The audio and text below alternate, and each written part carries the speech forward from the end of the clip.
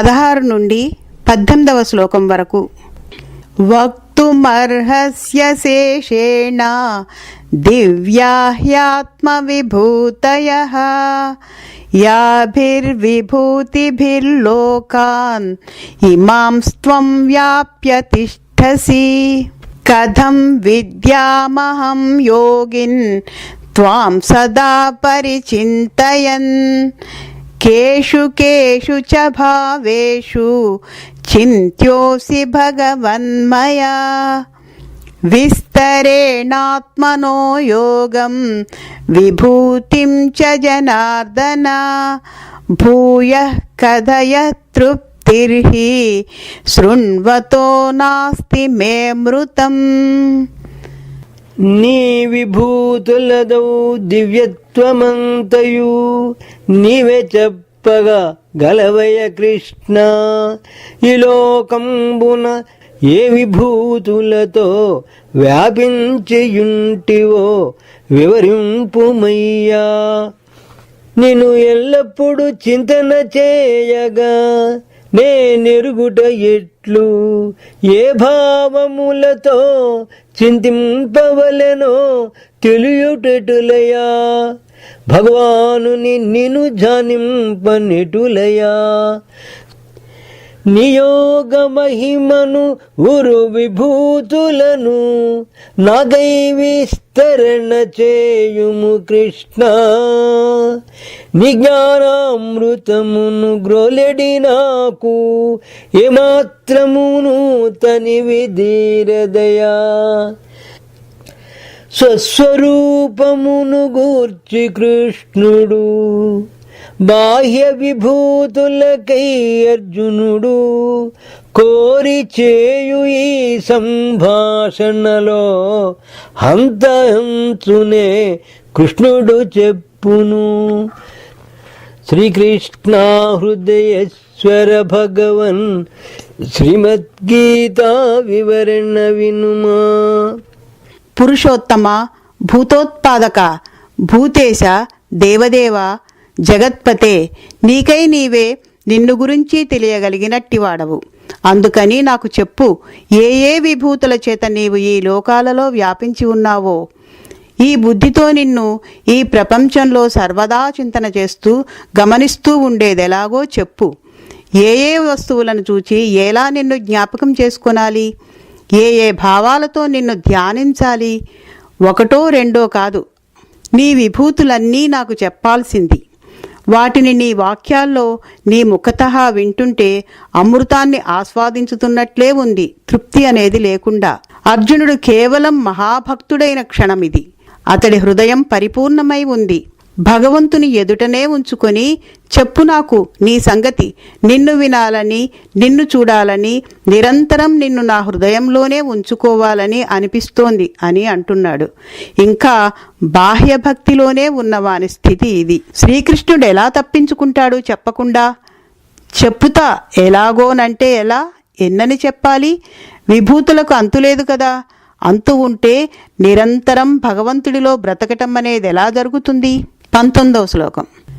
శ్రీ భగవానువాచ హం తే కథయిష్యామి దివ్యా హ్యాత్మ విభూతయః ప్రాధాన్యతః కురు శ్రేష్ఠ నాస్త్యంతో విస్తరస్య మే. సర్వ విభూతుల పుటగుదురునే అయ్యో వాటికి అంతముండునే. ప్రధానమైనవి చెప్పెద వినుమయ, కీలక విషయము పట్టుకొనుమయా. శ్రీకృష్ణ హృదయేశ్వర భగవన్ శ్రీమద్గీతా వివరణ వినుమా.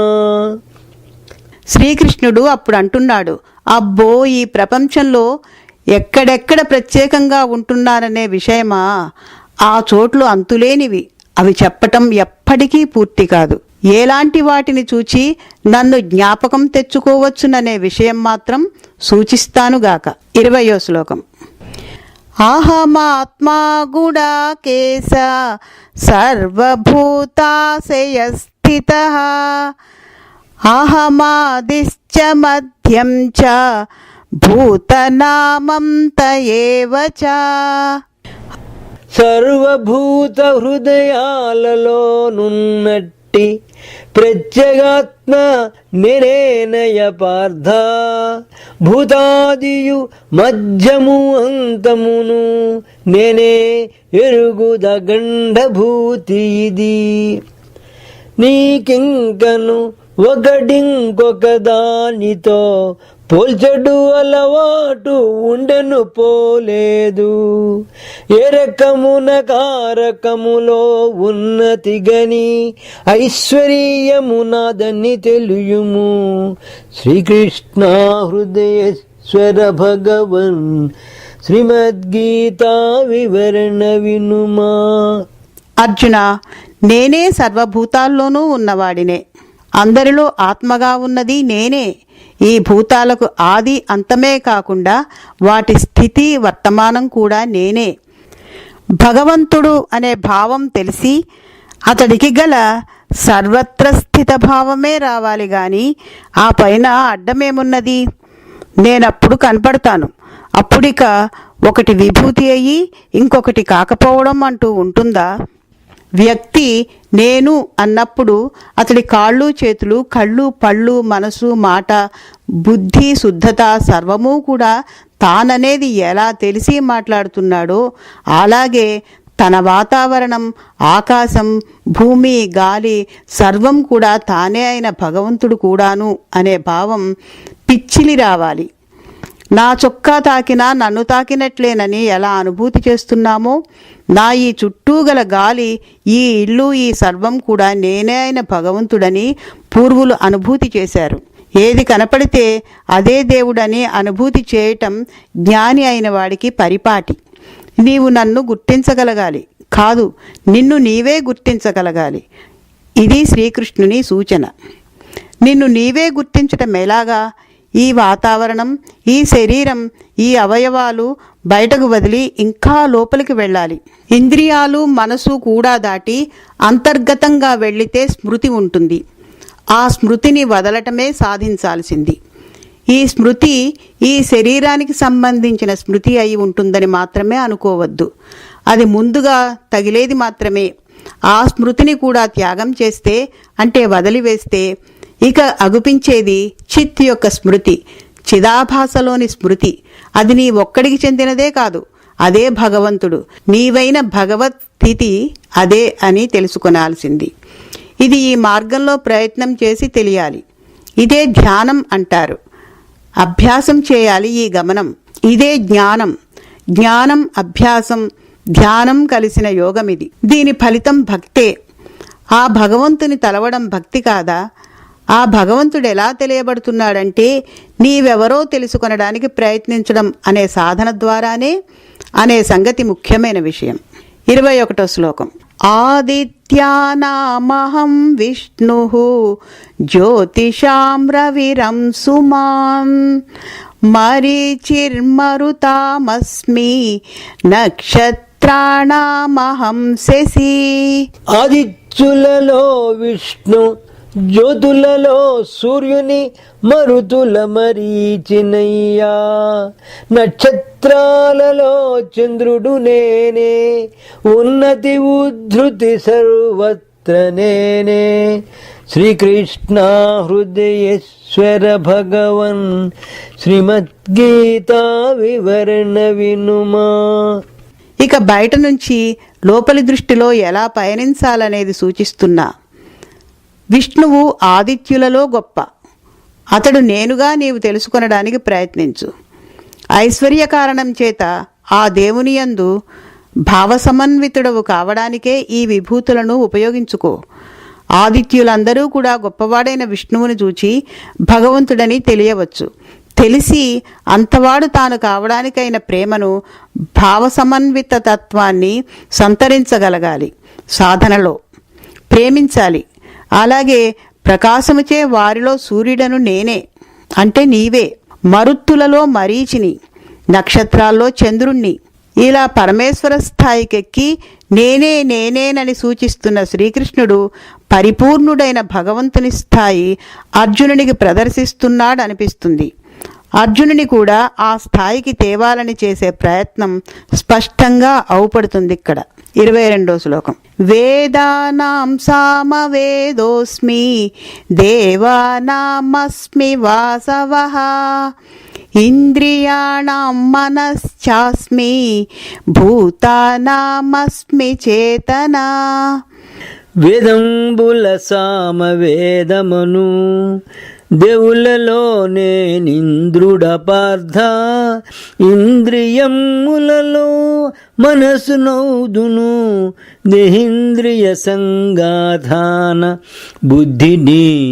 శ్రీకృష్ణ హృదయేశ్వర భగవన్ శ్రీమద్గీతా వివరణ వినుమా.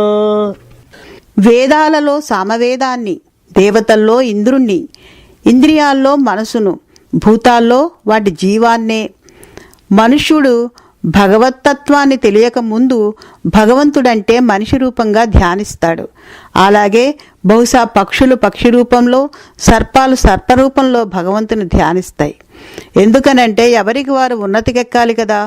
తమకంటే ఉన్నతినందిన తమ వంటి రూపవంతుని నాయకునిగా తలచి భగవంతుడని తానలా అవడం అవసరము, నిజము అనిపిస్తుంది. భగవంతుడు సర్వత్రా ఉంటున్న భావం ఏర్పడే ముందు అలా తలచటం న్యాయం, మామూలు అనాలి. అందుకని విభూతి కలిగిన చోటనల్లా చూచి భగవంతుడు అనుకొమ్మంటున్నాడు శ్రీకృష్ణుడు. 23 నుండి 25వ శ్లోకం వరకు. రుద్రాణం శంకరశ్చాస్మి విత్తేశో యక్షరక్షసాం వసూనాం పావకశ్చాస్మి మేరుశిఖరిణామహం పురోధసాం చ ముఖ్యం మాం విద్ధి పార్థ బృహస్పతిం సేనానీనామహం స్కందః సరసామస్మి సాగరః మహర్షీణాం భృగురహం గిరామస్మ్యేకమక్షరం యజ్ఞానాం జపయజ్ఞోస్మి స్థావరాణాం హిమాలయః. రుద్రుల శంకరుడను యక్షరాక్షసులందు కుబేరుడా వసూల నగ్నిని గిరులలో మేరువు పురోధసులలో బృహస్పతిని నే యోధుల స్కందుడా సరస్సుల సాగరు ఉత్తమ జ్ఞానుల భృగువును వాక్కుల ఓంకారమును యజ్ఞంబుల జప యజ్ఞమగుదును స్థావరముల నే హిమాలయమును. శ్రీకృష్ణ హృదయేశ్వర భగవన్ శ్రీమద్గీతా వివరణ వినుమా. రుద్రులున్నారు, వారి ప్రతిభే గొప్పది. వారిలో శంకరుని చూచి అది నా విభూతిగా తెలుసుకొను. యక్షరాక్షసుల్లో కుబేరుడనని, వసువుల్లో పావకుడనని, శిఖరాల్లో మేరువునని తెలియాల్సింది.